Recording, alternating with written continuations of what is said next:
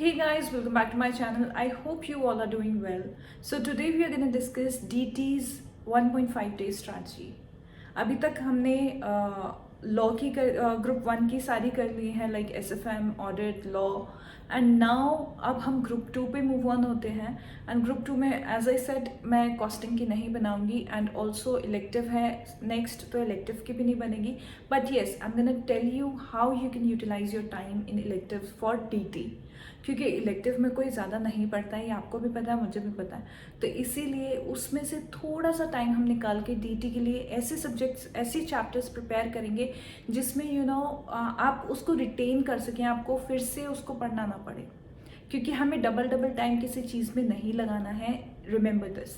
But हम जो भी करेंगे इट शुड बी लाइक कि हाँ आज हमने कर लिया, अब हमें 3 दिन तक रिटेन रहेगा. गाइज, हर किसी की अपनी अपनी रिटेंशन पावर होती है. लाइक मेरी 3 to 4 days की है कि मैं अगर पढ़ूंगी तो मुझे याद रहेगा. तो किसी की 5 days हो सकती है, किसी की 7 days हो सकती है, किसी की 1 day भी हो सकती है. तो उस अकॉर्डिंग आपको चैप्टर्स डिसाइड करने हैं कि आपको कौन से चैप्टर्स इलेक्टिव के टाइम करने हैं. क्योंकि यूजुअली क्या होता है कि अगर आपने रेट्स वाले चैप्टर्स डिसाइड करें, सपोज करो कि एक ऐसा चैप्टर है जैसे TDS हो गया, इसमें बहुत सारे रेट्स हैं, तो अगर आपने वो चैप्टर कर लिया इलेक्टिव से पहले तो आपको रेट्स शायद आप भूलने लगोगे. क्योंकि ऐसा तो है नहीं कि इलेक्टिव करना नहीं है, पेपर अटेम्प्ट करके आना है, एनर्जी आपकी वहाँ पे जाएगी. तो इसीलिए आपको इस तरीके से प्लान करना है कि आपकी जो रिटेंशन है वो पेपर तक रहे, आपको रिवाइज नहीं करना. जस्ट रिमेंबर दिस, आपको दोबारा रिवाइज नहीं करना है. TDS वाले जैसे चैप्टर्स हैं जिनमें बहुत ज़्यादा रेट स्पेसिफिक है, आई विल सजेस्ट कि आप वो चैप्टर्स को DT के एग्जाम से पहले वाले टाइम में ही करें. So without any further waste of time let's just start with the video. So again मैं एक बार फिर से रिपीट कर रही हूँ कि आप इलेक्टिव में वही चीज़ करना जो आप रिटेन कर सके, क्योंकि हमें डबल रिविजन नहीं करना, इतना टाइम नहीं है हमारे पास. तो मैं अपने केस में बताती हूँ मैं क्या करती थी. मैं PGBP करती थी एंड कैपिटल गेन्स करती थी इलेक्टिव के टाइम पर, क्योंकि कैपिटल गेन्स इतना ज़्यादा रिवाइज कर लिया था तो रेट्स में दिक्कत नहीं होती थी. एंड ऑल्सो PGBP में भी थोड़ा रेट्स वाला पार्ट मुझे थोड़ा कम लगता है तो मैं वो कर लेती थी. And also you can do one more thing कि अगर आपको लगता है कि यार ये सेक्शन है, ये सेक्शन में रेट्स ज़्यादा हैं, तो you can just mark it down to on some page and आप PGBP या कैपिटल गेन्स आप सारा कर लीजिए उसको छोड़कर, और वो वाला पार्ट आप दोबारा कर सकते हैं. लाइक पूरा चैप्टर आपको दोबारा नहीं करना है, ठीक है. फिर आता है हमारा इसमें मैंने रेस्ट बहुत कम रखा है, पढ़ाई ज़्यादा है. रीज़न बीइंग कि प्रैक्टिकल है तो ये चैप्टर बहुत ज़्यादा, तो आपको नींद आने के चांसेस कम हैं. एंड ऑल्सो बहुत लेंदी है, तो इट्स लाइक कि आप जितना भी करो वो कम है. तो इस पेपर में हम 8 बजे पढ़ने बैठेंगे. रीज़न बीइंग कि हमारा 4 घंटे का पेपर था, ओपन बुक पेपर था, तो हमारा थोड़ा स्ट्रेस लेवल मैं कहूँगी कि कम था, लेकिन फिर भी हम उसको निगलेक्ट नहीं करेंगे. हम ऐसा चैप्टर उठाएंगे जो कि हम आराम से कर सकें. जैसे 8 to आप 11 रखिए transfer pricing with questions. NR मत उठाना, NR क्योंकि बहुत ज़्यादा लेंदी है, बोरिंग है, एंड ऑल्सो उसमें रेट्स बहुत ज़्यादा हैं. तो आप पेपर देख कर आए हैं पूरे दिन की थकान के बाद, अगर आप इतनी सारी रेट्स याद करेंगे तो टेंडेंसी है कि आप वो भूल जाएंगे. तो इसीलिए हम रिस्क नहीं लेना चाहते. इट्स लाइक कि शायद आपको याद भी रह जाए, लेकिन हम रिस्क नहीं लेना चाहते. इसीलिए just try to do transfer pricing and then 11 to 12 आप करेंगे DTAA विद क्वेश्चंस. फिर 12 to 1 आप करेंगे इक्वलाइजेशन लेवी और एडवांस रूलिंग्स. तो आप ये देखिए आपका इंटरनेशनल टैक्सेशन में NR के अलावा सारी चीज़ें खत्म हो चुकी हैं. अब आप कहेंगे कि भाई एंड के 2-3 चैप्टर्स वो मैं नहीं करती थी, और मुझे पता है कि वो बहुत लोग नहीं करते हैं, तो इसलिए वो मैंने इंक्लूड नहीं करे. तो आप 12 to 1 आपने इक्वलाइजेशन और एडवांस रूलिंग खत्म कर लिया, उसके बाद आप रेस्ट करेंगे. तो सुबह 6:30 बजे आप उठकर NR सबसे पहले खत्म करेंगे 9:30 तक. अब कुछ लोग ये सोचेंगे कि भाई NR अगर सुबह उठा लिया तो पूरा दिन वेस्ट जाएगा क्योंकि बहुत ज़्यादा बोरिंग है. तो NR करके एक्चुअली नींद आती है, तो मैं इसीलिए मैंने सुबह रखा है ये चीज़, क्योंकि सुबह इतनी आपकी ग्रास्पिंग पावर होती है. NR छोटा चैप्टर नहीं है, आई एग्री, बट उसकी वेटेज भी काफ़ी अच्छी है. अगर आपने उसके क्वेश्चंस अच्छे से कर लिए तो और पेपर काफ़ी इजी हो जाएगा आपके लिए, स्कोरिंग हो जाएगा. तो इसीलिए NR आप सुबह ख़त्म करिए उसको फ्रेश माइंड से, आपको रेट्स याद रहने के ज़्यादा चांसेस हैं. देन 9:30 to 11 आप करिए TDS, बिकॉज TDS TCS करें क्योंकि NR के थोड़े बहुत कंसेप्ट उसमें हैं, आपको रेट्स वगैरह आपको थोड़ा जल्दी जल्दी वो चीज़ कंप्लीट हो जाएगी, NR वाला पार्ट एटलीस्ट आपका जल्दी कंप्लीट हो जाएगा, and also you will be able to relate with the questions that you have done. So 11 to 12:30 then we will do charitable trust. It is again a very important chapter.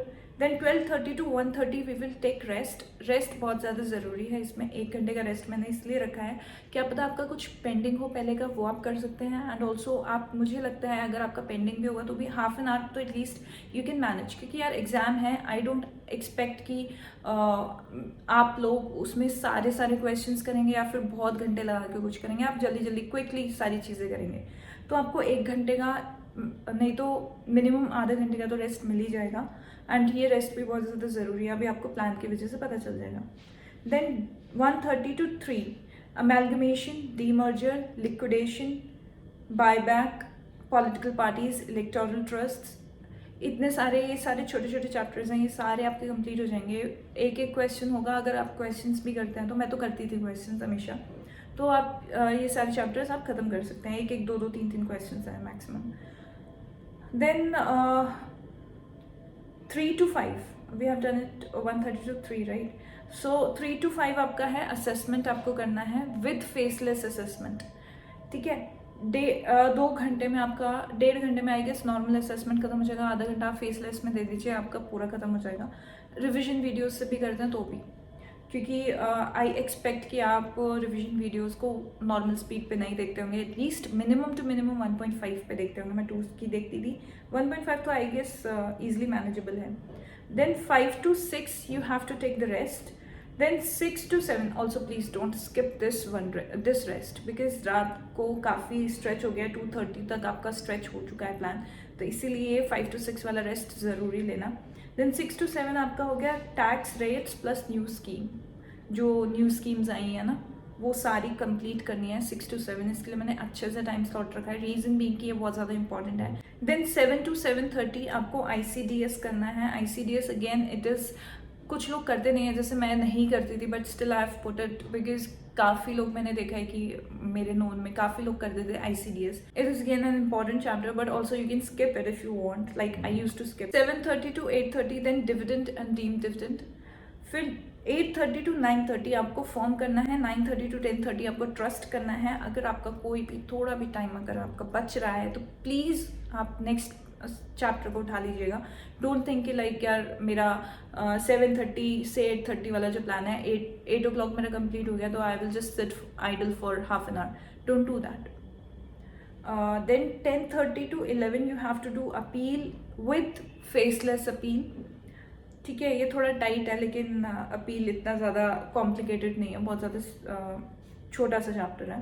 Then 11 to 12 आप करिए mat.